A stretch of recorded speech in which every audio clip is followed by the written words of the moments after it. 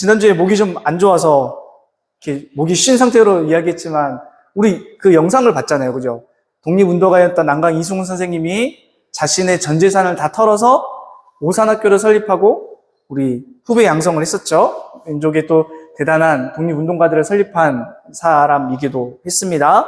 자, 오늘은 그래서 지난주에는 요한복음 12장 24절의 말씀을 따라서 이승훈 선생님이 하나님 나라를 위해 그리고 민족을 위해 희생과 헌신을 하시지 않았다면 어땠을까라는 것과 그 한 알의 미랄이 썩어 많은 열매를 맺었던 것과 같이 우리도 이승훈 선생님의 그 신앙의 삶의 섬김을 따라서 우리도 우리의 삶에서 우리가 스스로 희생하고 또 우리가 희생하기 위해서 하나님께 더 간절히 붙어 있어야 된다는 것들을 배웠습니다. 지난주에 전사님 목 상태가 너무 안 좋아가지고 다 기억이 안 날 줄로 이해해요. 자, 오늘은 조선의 성자라고 불리우는 방애인 선생님의 삶에 대해서 유튜브를 전사님이 준비하면 좋았겠지만 전사님이 그 짧게 정리된 게 없더라고요. 아무리 짧은 게 15분짜리, 길면 35분짜리인데 그것을 보게 되면 아무래도 전사님 설교를 할 수가 없으니까 오늘 전사님은 그 사람이 어떠한 분이었는지 어떠한 일을 했는지 전사님이 설교를 통해서 이야기할 건데 PPT 한 번만 띄워주겠어요? 우리 이 방애인 선생님은 어때요? 예쁘게 생기셨죠. 지금의 미모로 봐더라도 예쁘게 생기지 않으셨어요? 이때 나이가 약 20대 초반의 나이시고 실제로 목숨을 이제 병에 걸려서 일찍 돌아가시게 됐는데 그때 나이가 24살이래요. 어때요, 보기에? 너무나 앳되어 보이고 너무 예뻐 보이지 않으세요? 자, 이분에 대해서 오늘 전사님이 간단하게 먼저 이야기를 나누고자 합니다. 이 방애인 선생님은요, 황해도 황주의 한 집안에서 첫째로 태어났어요. 감사하게도 그녀의 집안은 일찍이 교회를 다녔고 신앙이 있었다고 해요. 그래서 어렸을 때부터 신앙인으로서 자라왔고 또 집안이 좀 부유했었던 덕에 일찍이 신교육을 받았다고 합니다. 그래서 그는 20대 초반에 학교를 전주에 있는 기전여학교로 교사로서 부임을 하게 됩니다.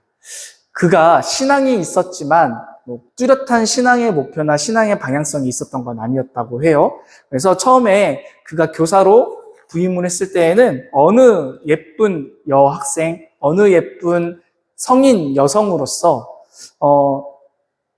학교에 그냥 열심히 수업을 하고 또 집에 왔을 때에는 동료들과 같이 예쁘게 옷을 차려입고 예쁘게 화장하고 또한 그들에게 그가 하루에 있었던 스트레스를 풀고 이랬었다라고 합니다.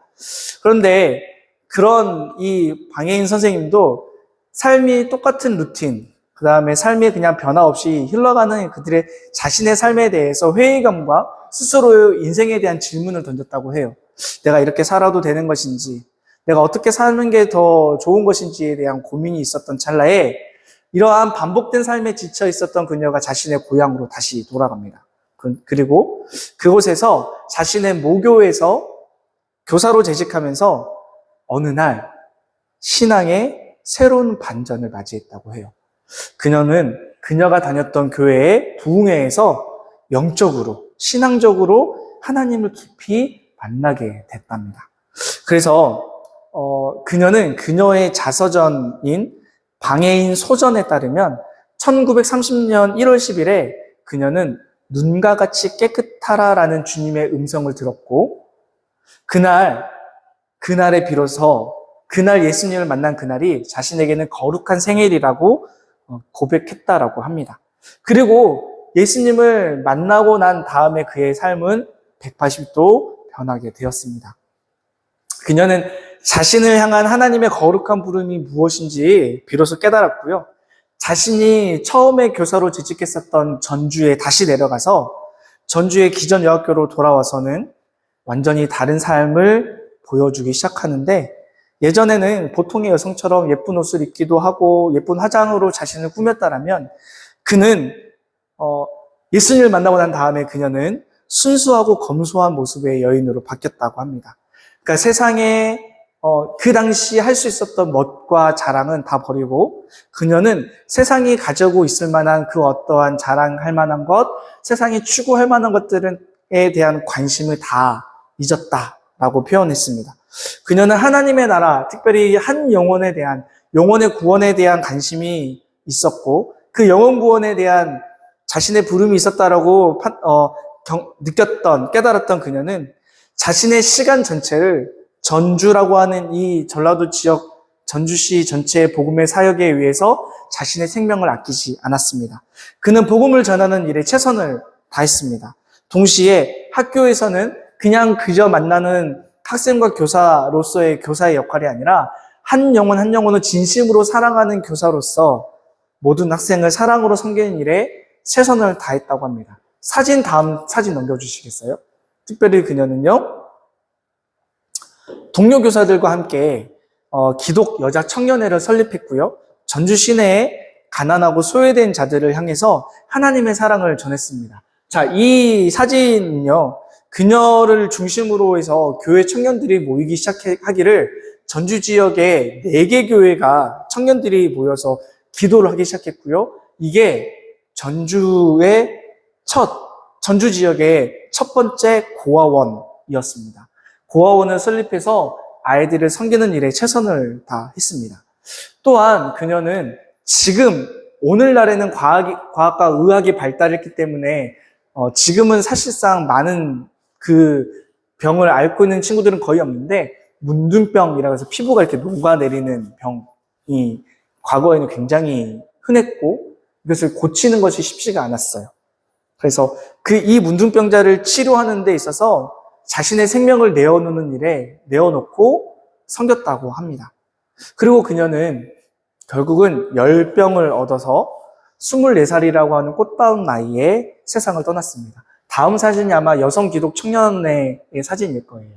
이렇게 스스로 자원해서 모임을 결성하고 전주 지역을 어떻게 하면 섬길 수 있을까에 대한 고민을 하고 또 그렇게 활동을 했었던 사진입니다. 제가 사진 한 장을 제가 빼먹었는데 이 전주를 향한 이 복음화 사역에 최선을 다했던 이 방혜인 선생님의 수고와 섬김을 경험했었던 많은 사람들이 있어요. 사진을 제가 빼먹었던 사진 중에 하나가 뭐냐면 방혜인 선생님이 전주 지역에 약 8천 가구의 복음을 전하고 8천 가구를 섬겼다고 하거든요.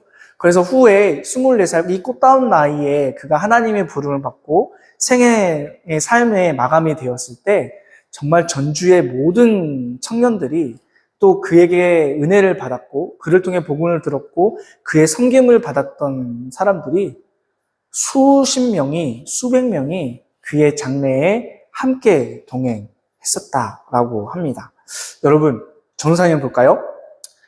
방혜인 선생님이 이 땅에 생을 마감했을 때 나이가 24살이라고 얘기했어요. 여러분 24살이면 우리 준서쌤과 성빈쌤보다 나이가 조금 어린 청년이에요. 우리 교회로 따지면 그냥 젊은 교회 선생님이고 또 누나이고 언니입니다. 그녀가 처음에 그냥 교회를 다니면서 예수님을 알기는 알았지만 그냥 교회에 참석만 하던 사람이었는데 그랬던 그녀가 예수님의 사랑을 경험하고 나니까 어떻게 돼요? 믿음이 생기고 나니까 그녀의 시선이 땅에 있던 것이 아니라 하늘을 향하게 되었고 그녀의 시선이 어떻게 하면 내가 잘 살까가 아니라 어떻게 하면 하나님의 사랑이 저 소외되고 가난하고 병들고 아픈 자들에게 도움이 될까의 시선이 바뀌게 되었고 그녀는 물질로, 시간으로, 자신의 몸으로 가난하고 소외되고 아프고 하나님의 손이 필요한 자들에게 자신의 몸을 기꺼이 희생하기 시작했습니다. 우리 사랑하는 친구들도 예배를 통해서 하나님을 향한 사랑과 예수님의 십자가의 사랑을 우리가 몸소 배우고 있죠. 그렇죠? 우리는 믿음을 배우고 또 깨닫는데 그치면 아니 되겠습니다. 우리가 학교에서 수업 듣는 모든 과목의 교과 과정들도 다 그렇잖아요. 각 단원들마다 그 학습의 목표가 있고 그 학습에 대한 강의를 듣고 난 다음에 뭐예요? 반드시 연습 문제라는 걸 하잖아요. 그죠?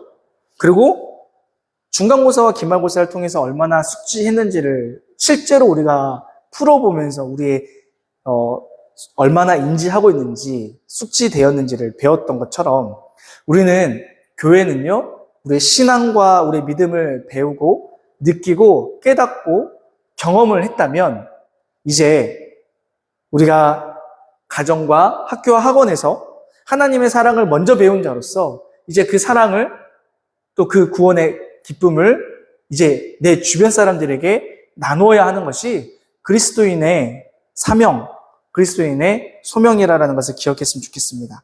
오늘 본문의 핵심이 그런 거예요. 오늘 본문은 우리에게 이렇게 말하고 있어요. 사랑하는 여러분, 우리가 예수 그리스도의 십자가의 사랑, 그 구원의 사랑을 받았다라고 하는 이 사실을 여러분 믿는다면 그러면 그 믿음대로 오늘 우리도 이제 나가서 교회 안에서가 아니라 교회 밖으로 나가서 십자가의 사랑을 전하십시오. 여러분이 그리스도의 하나님의 자녀됐다라는 사실을 여러분 고백한다면 그것이 여러분들 가슴에 있다면 이제 그 사랑을 나가서 실천하십시오. 섬기십시오. 라고 하는 것이 오늘 본문 말씀의 내용이다라는 거예요.